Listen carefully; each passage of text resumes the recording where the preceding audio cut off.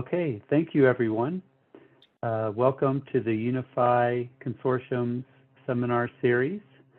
Today we have some great student speakers. First off will be Karen Montano-Martinez and Shushrat Thakar from Arizona State University. They will be talking about detailed primary and secondary distribution system models and its applicability to dynamic co-simulation of transmission distribution systems with inverter-based resource integration. So welcome to our UNIFI seminar series today. It's great, I think, to finally have some of the students give some presentations here, and we look forward to your presentation. I will turn this over to Karen, and she'll start us off. So thank you, Karen. Thank you, Ben. Hi, everybody. Thank you for your time for being here. So we are going to present the work that Dr. Kropowski just mentioned. My name is Karen Montano-Martinez. I'm a PhD candidate at Arizona State University, working under the advice of Dr. Vijay Vital. My partner here is Shushrat Thakar. He's a four-year PhD student at Arizona State University, working with Dr. Vital and Dr. Raja Ajanar. So the presentation today is going to be divided basically into two main sections. The first one is called Detailed Primary and Secondary Distribution System Model. We're going to have a brief introduction. We are going to talk about the feeder that we are going to keep watching during this part of the presentation, the databases we used, and about the model enhancement algorithm, and about the model validation. The second part of the presentation is going to be given by Shushrat Thakar, is the applicability to dynamic simulations of transmission distribution systems with inverter-based resources integration. So we are gonna see the distribution sub-transmission co-simulation framework, the solar photovoltaic inverter model, then we're going to see the detailed network model, and finally we're going to end up with the dynamic simulation setup, results, and some cases. So with that in mind, let's start with the first part of the presentation, that is the detailed distribution system model. I just want to mention here that, as we all know, the increased penetration of distributed energy resources has resulted in unprecedented changes in the power system operation, such as bidirectional power flows, including increased voltage fluctuations. This is because we are moving from a traditional centralized model with conventional synchronous resources to a decentralized network with significant increase of DERs. So with this transition, we now have the necessity to model these DER integrations into the system for further planning on operation of the electric power system. So before, we relied on significant model approximations because we only had just one source at the substation. But since these DERs are mostly located at the secondary of the distribution system on on-site customer locations, we need a paradigm shift to model the distribution system with more accuracy. And this is what we're going to be studied today. So this section is going to be comprised basically in four main steps. The first ones are the databases we receive from the utility for the feeder that we are going to model using our method. The second step is a network topology construction we did. This is like an in-between step that we just want to mention, so you know from where we got the system topology. But what is more important from our work is the enhanced feeder model. We created an enhancement algorithm, and finally we are going to show a feeder model validation, how well is representing what is happening on field. So let's start with the first part, that is the databases. So this is the utility feeder we are going to keep watching during this first part of the presentation. It is a real 12.47 kilovolt, 9 kilometer long utility feeder here in Arizona. It has a peak net load of 7.35 megawatts in summer. Yeah, we're in Arizona, so the peak will be in summer. It has a very high PV penetration with 3.8 megawatts of residential rooftop PV installed.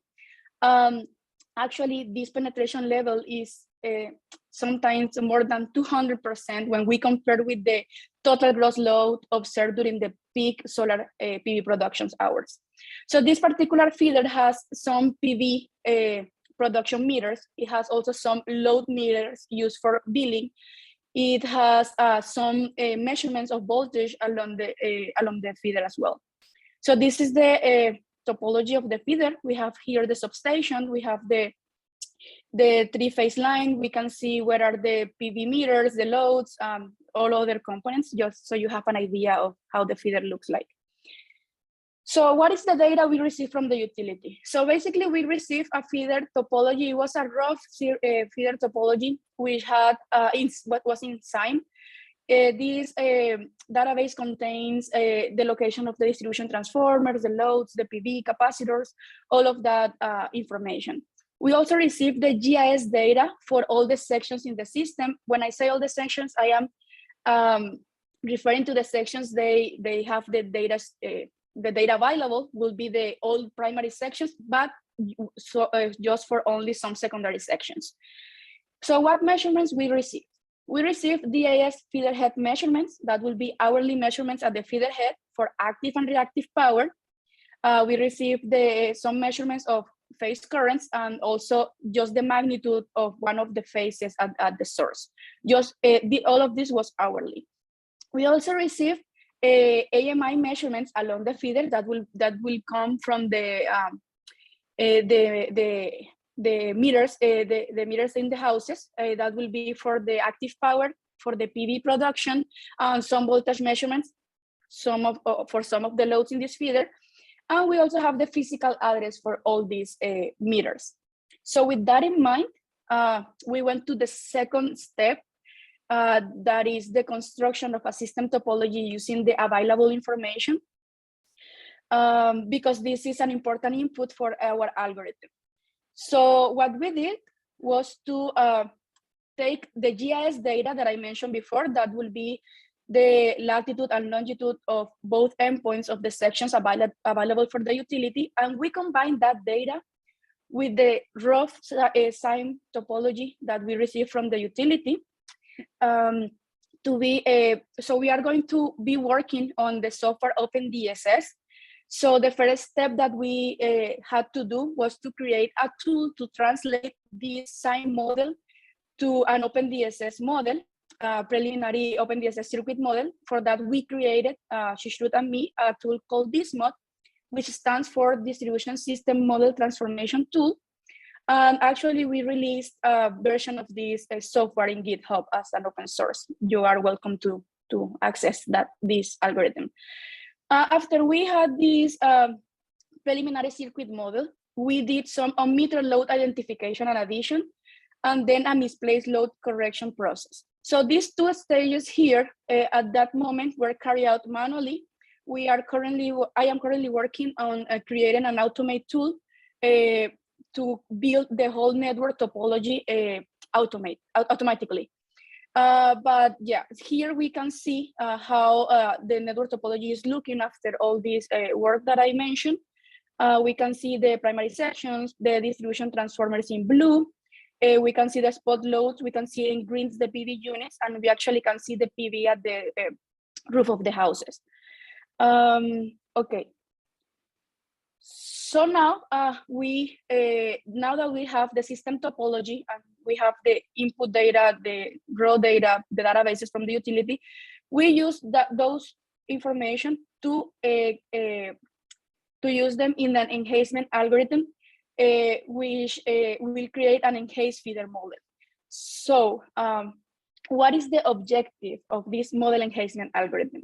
So the objective is to obtain an accurate and detailed distribution system model that captures what is happening in the feeder by matching our simulation results with corresponding field measurements. So basically, we want to see what is happening on field. So how it works. So we are using the input data, the databases, the measurements, AMI and active power, AMI and active power measurements in the customer levels and the feeder head measurements available as parameters. And we are using, we are proposing an ACOPF method to to calculate the power flow of the feeder, that will be the voltages and currents. And what is more important is estimate customer active and reactive power consumption while accounting for on-meter loads. Those will be the variables. So additionally, our method is it estimates both voltage magnitude and angle for each phase at the unbalanced distribution substation, which is something that is new. So here, this is the flow chart of the algorithm that we developed. We have an input data initialization step. Then we have the ACOPF step where the optimization happens. And finally, we have the output that will be the enhanced feeder model.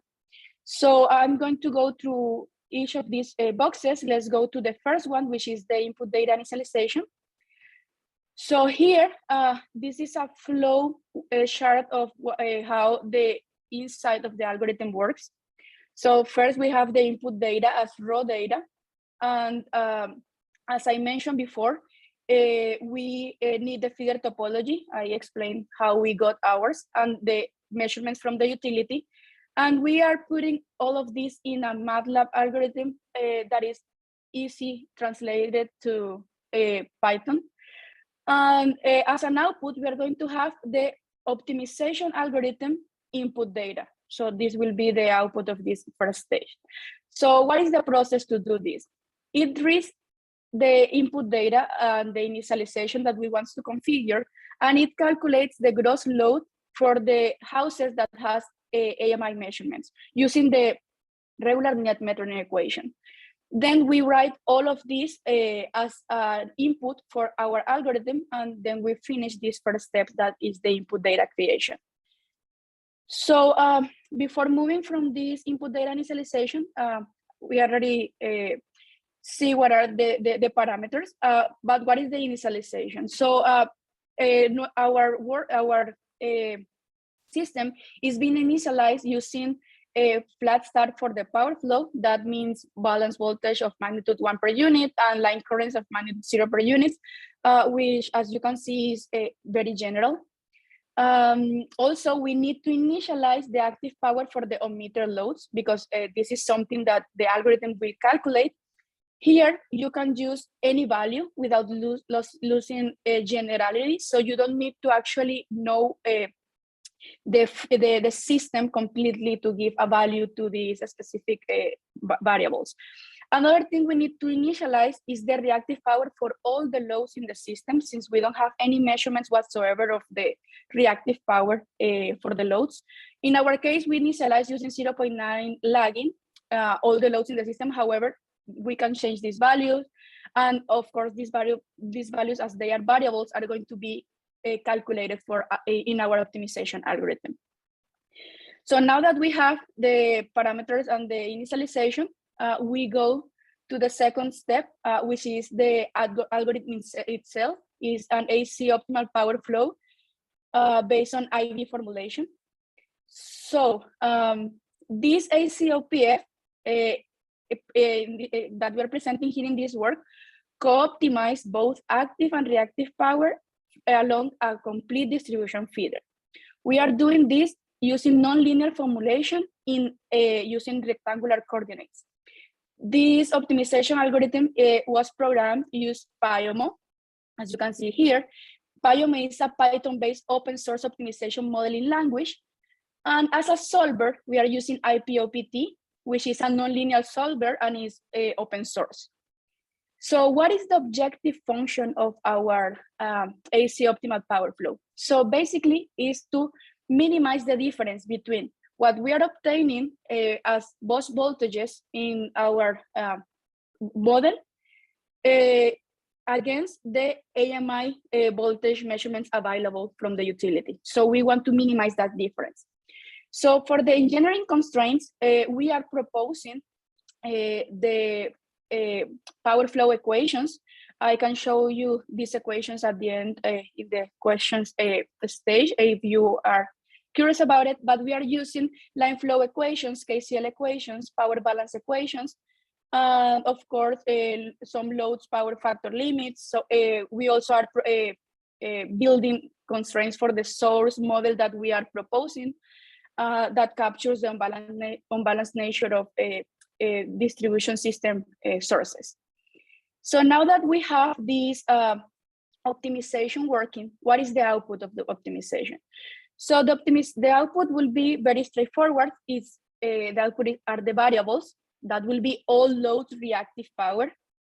As I mentioned before, we don't have any measurement whatsoever of reactive power along the feeder, just at the feeder head. And we also are calculating the on-meter loads active power, those houses that don't have any AMI measurement. We are also obtaining the substation voltage, as I mentioned before, for both magnitude and angle for the 3 different phases at the feeder head. And finally, we are going to obtain all the power flow results. Okay, so now that we have this output, we did some feeder model validation. We did it in 2 stages. The first one is validating our algorithm output against an OpenDSS model using exactly the same configuration that we obtained from our algorithm.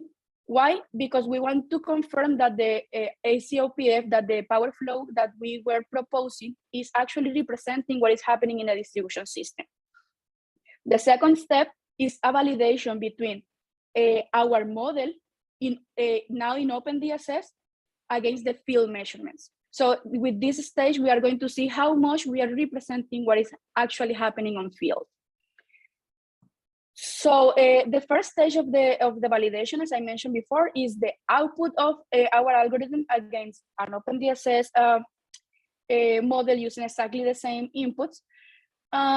What we did here was to compare the consumed produced active power and reactive power for all the elements in the feeder.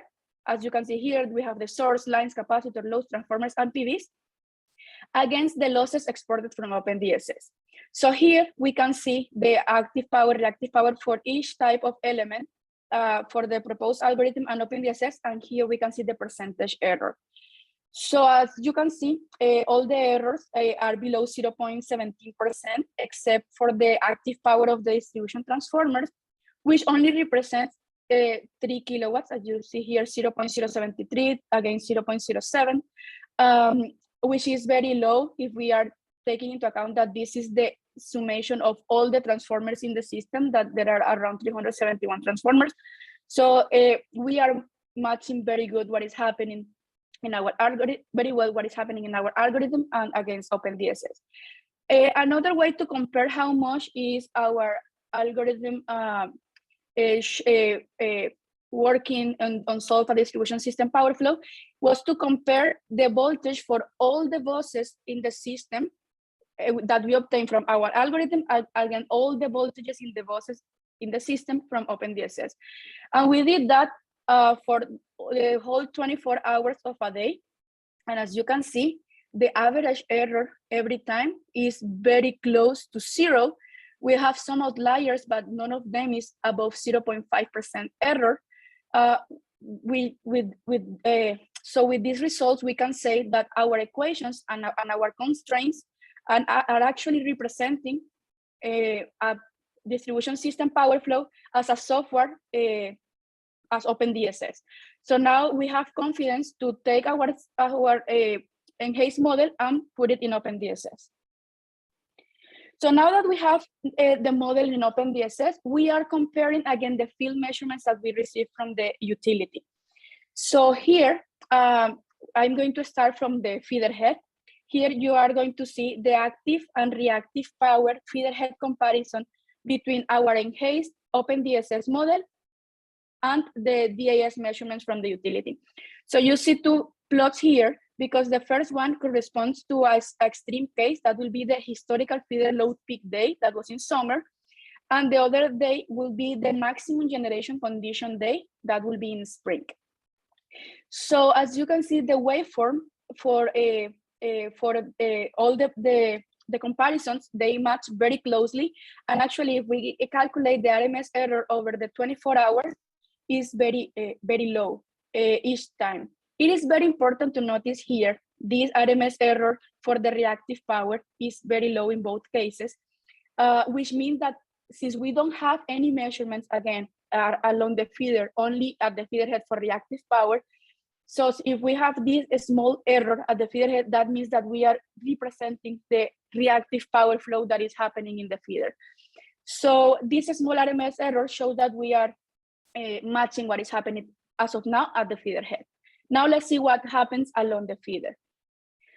So here, to do this comparison, we are comparing the voltage from our OpenDSS model against the voltages provided from the AMI data, again for the same two very extreme cases, historical feeder load peak day and maximum generation condition day for 3 houses, one at the beginning of the feeder, one at the middle of the feeder, one at the end of the feeder. And these are the RMS errors for the whole 24 hours for those houses in those cases, very low as you can see. And then we did the same calculations. Those RMS errors were calculated for all the available voltage points in the feeder, and we plotted here. So for the historical feeder low peak day, we have an error, average error of 0.4%, and in the maximum generation condition day is around 0.3.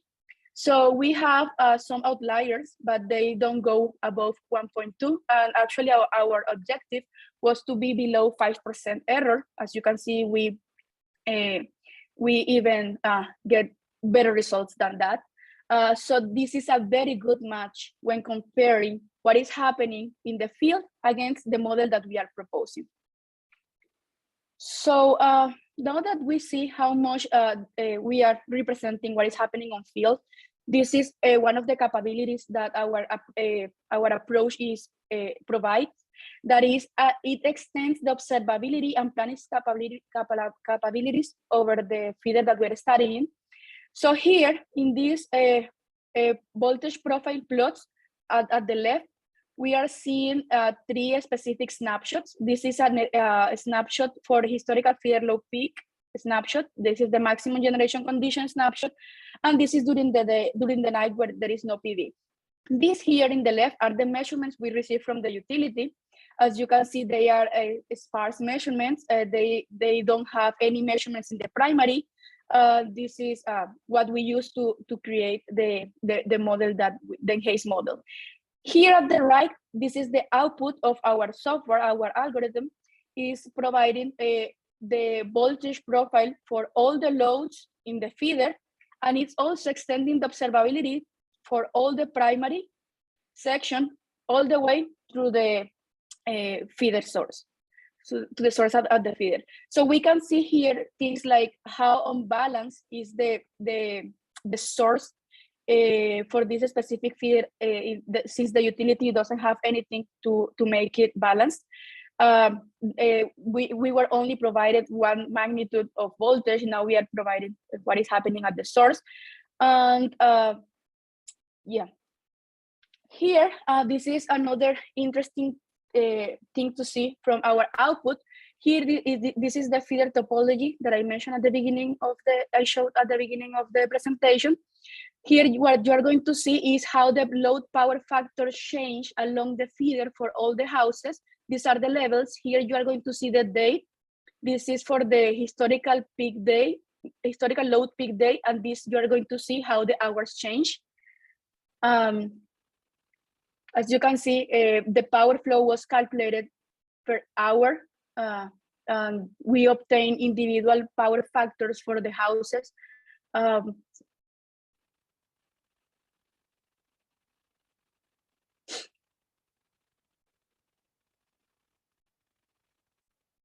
And as you see, we extended the observability of what is happening in the specific system. So what are the key lessons about the distribution system model that we are proposing? So we created an accurate and detailed primary and secondary system model using just some field measurements. This is a novel procedure and is used to enhance the model of a real distribution system using the measurements that are available. And in the future, we can use this procedure to create comprehensive database for further analysis and study of distribution networks. So now I'm gonna give the word to my partner, Jishrut. Thank you, Karen. So coming to the second part of the presentation, I will present one of the applications of such a detailed distribution system model, which is applicability to dynamic co-simulation of transmission distribution systems. And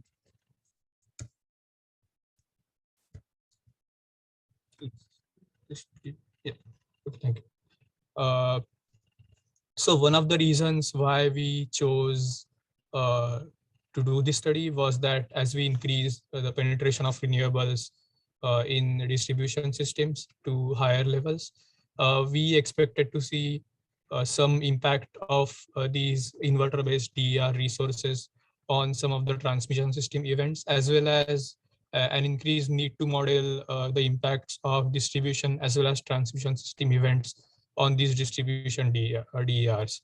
And co-simulation was selected as the approach because transmission and distribution systems traditionally have some different modeling assumptions, and co-simulation can allow for these different modeling assumptions and using existing software to model the individual subsystems. The software selected for this co-simulation were all open source. For distribution system, we selected OpenDSS, same as part 1 of the presentation. And the reasons were that we could model unbalanced distribution systems, as well as we could have a custom user model with advanced inverter control for solar PV units. For sub-transmission system, we selected InterPSS as the software. It's a Java-based open source software for transmission systems. And we selected it because it allows us to model the sub-transmission system in 3 sequence detail as opposed to just a positive sequence model. And Helix was selected as the software or platform to coordinate the data exchange and time synchronization between distribution and sub-transmission systems. So on the right, you see our overall schematic of the co-simulation, where the sub-transmission system is modeled in InterPSS, and via Helix, it interacts with the distribution system models in OpenDSS. The values exchanged are the boundary bus voltage from sub-transmission system and boundary bus currents or powers from distribution system. And the solar PV inverters are modeled as custom user models within OpenDSS.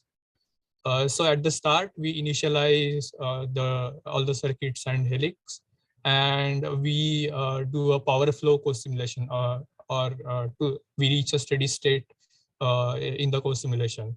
Then we initialize the dynamic models, which includes the source model for the sub-transmission system and the inverter models for the distribution system. During dynamic simulation, in each time step, we simulate the sub-transmission system, and then we simulate the distribution system. So we have a sequential co-simulation going on. And the models here are 3-phase and 3-sequence for distribution and sub-transmission respectively. We apply a certain disturbance such as a fault at a particular time step and see the results. So the co-simulation framework relies upon different aspects such as a detailed and accurate network representation, a detailed solar PV inverter model to accurately capture the response of these units, an appropriate steady state or co-simulation power flow, and an appropriate dynamic co-simulation disturbance. And using these aspects, we get results which I'll discuss towards the end. I'll discuss these 4 aspects now, beginning with the solar photovoltaic inverter model. And the model which we have connected to the feeder is all the units are connected as a single phase units on the secondary network. And the assumptions which we have are a constant DC source. So we are ignoring any dynamics of the solar PV panel. We have an average switching model for the switches. We do have LCL filter at the connection, a phase locked loop to track the voltage, frequency, and angle. a proportional resonant current controller, and a power controller, which implements different power modes from IEEE 1547 standard. We also have implemented abnormal voltage response from the same standard, specifically the trip or no trip conditions as a response to abnormal voltages. The model uses dynamic phasors. It's a differential algebraic model, which we can create as a part of OpenDSS using either Delphi Pascal or as a Python user model. And even though these all inverters connected are grid following inverters, I think some of the insights or some of the observations which we saw while doing this study will be applicable for grid forming inverters as well. So will be of interest to this community. So once we created the OpenDSS user model, we wanted to verify or validate it. So we created a model with the similar control or same control in Plex. And for a small circuit, we implemented the circuit both in OpenDSS and Plex, and applied different disturbances such as change in active and reactive power set point of the solar PV inverter, change in source voltage, as well as a single line to ground fault on a neighboring bus. And we saw that the response of the OpenDSS user model and the Plex model was very similar. So that kind of gave us confidence in our model. Now coming to the system, in part one of the presentation, we saw one of the feeders described in detail and modeled in detail. But there are 4 more feeders connected to the same substation as the feeder discussed in part 1 of the presentation. So we have modeled those 5 feeders divided in 2 distribution subsystems. These are divided according to substation transformers. So there are 2 substation transformers at this substation S1. And in total, we have 5 feeders model. In addition, for sub-transmission system, we modeled 2 more substations which are connected to this substation S1. And the rest of the system is represented as equivalent sources at these substations S2 and S3. The 5 feeders modeled are shown here in these 5 diagrams. And feeder 1 out of these was discussed in part 1 of the presentation. And it is a detailed model with secondaries included. The other 4 feeders, feeders 2 to 5, are detailed model, but there are no secondaries being modeled currently. So at each distribution transformer, there is an aggregate load and aggregate solar PV inverter representing the downstream load and solar PV generation. In terms of their length, they have somewhat similar length in terms of number of primary sections and the number of, distribution transformers. The peak load in 2019 was between 5.5 and about 10 megawatt.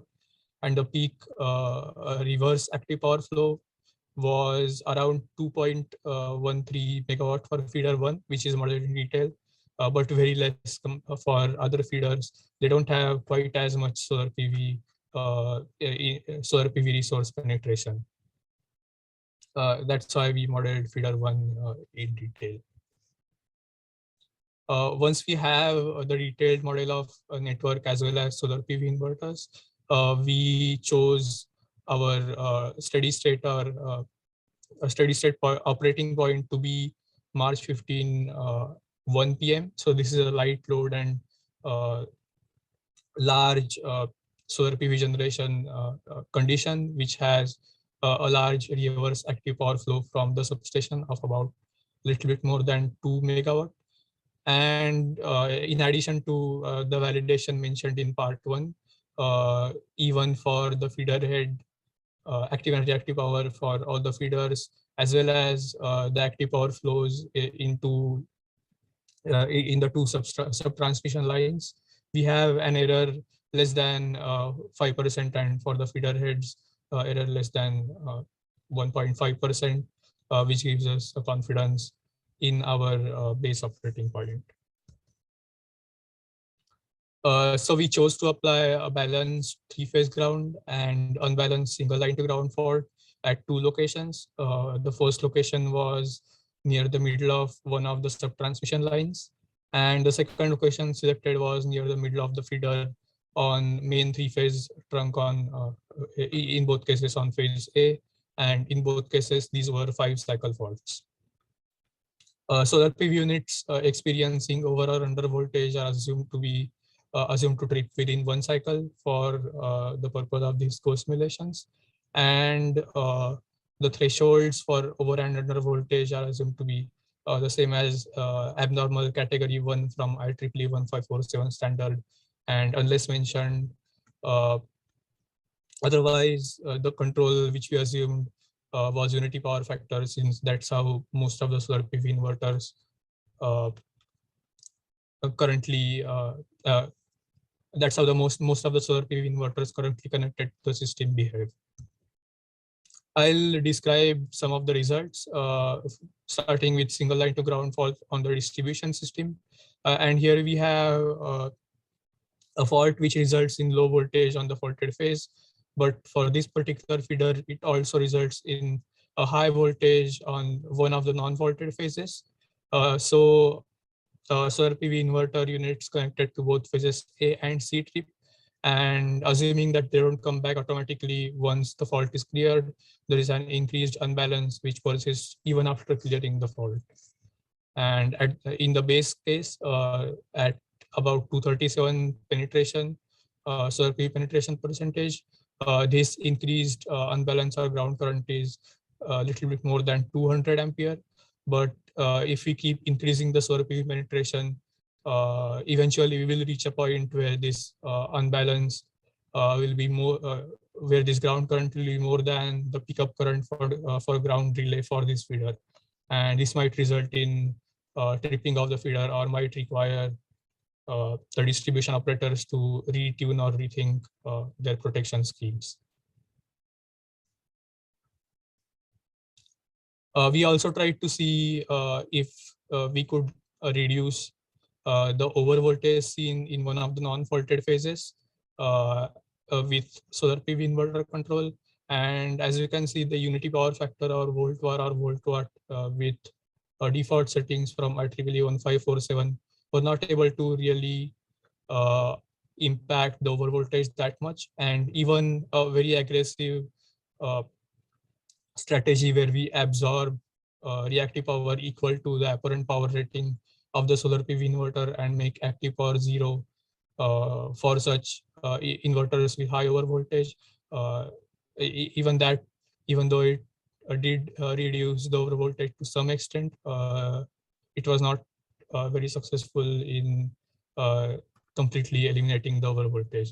And even at very high penetrations, about 800%, there are still a lot of buses with high overvoltage, even with such an aggressive strategy.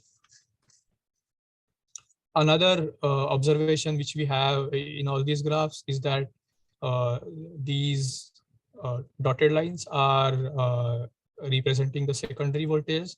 So there is either a voltage rise or voltage drop across the secondary voltage, and hence to correctly identify the voltage at the inverter terminal, it is important to have an accurate representation of this secondary network. Now coming to an unbalanced single line to ground fault on the sub-transmission system. Since the fault was not at the substation to which these feeders are connected, the faulted phase A, on the high voltage side experienced voltage of about 0.45 per unit.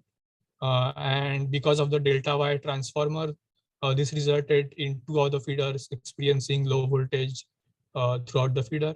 Not as low so as to cause any solar PV unit to trip, but this resulted in an increased reverse active power flow and increased current at the feeder head and at the substation. There is also a considerable voltage change across the secondary network as seen here. And this again highlights the need to model the secondary network in detail in order to correctly capture the response of these solar PV inverter units. Coming to three-phase to ground balanced faults.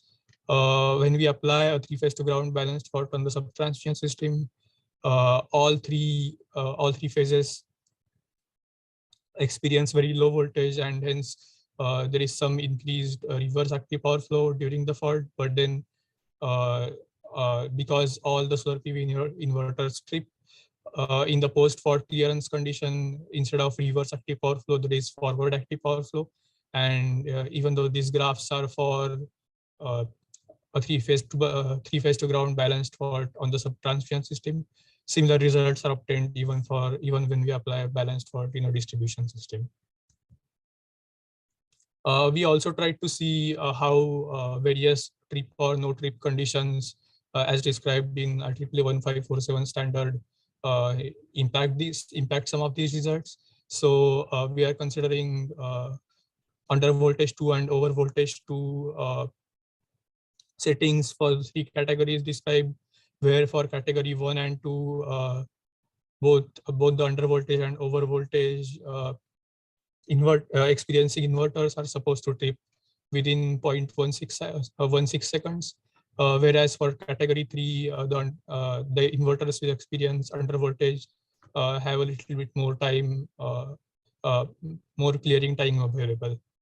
So we assume that category 3 inverters won't trip for these 5-cycle faults, and this results in lower unbalanced for a single line to ground fault on the distribution system, as well as in the balanced 3-phase to ground fault. It results in the inverter trips being completely eliminated. So the loss of solar PV generation is averted. Some of the key lessons from these co-simulation studies include that the detailed modeling of distribution network captures the impact of various disturbances on the connected DERs more accurately, and the response also captured more accurately by modeling the secondary network, because we have the exact voltage at the inverter location, including the voltage rise or voltage drop across the secondary network, and that the DER response can impact some of these some of the fault responses of the distribution network for distribution or subtransmission faults, and we can try to use some advanced controls to mitigate some of the adverse impact of such faults. For both part 1 and part 2 of our presentation, some of the work presented is already published either as a part of some of the conferences or as a journal paper.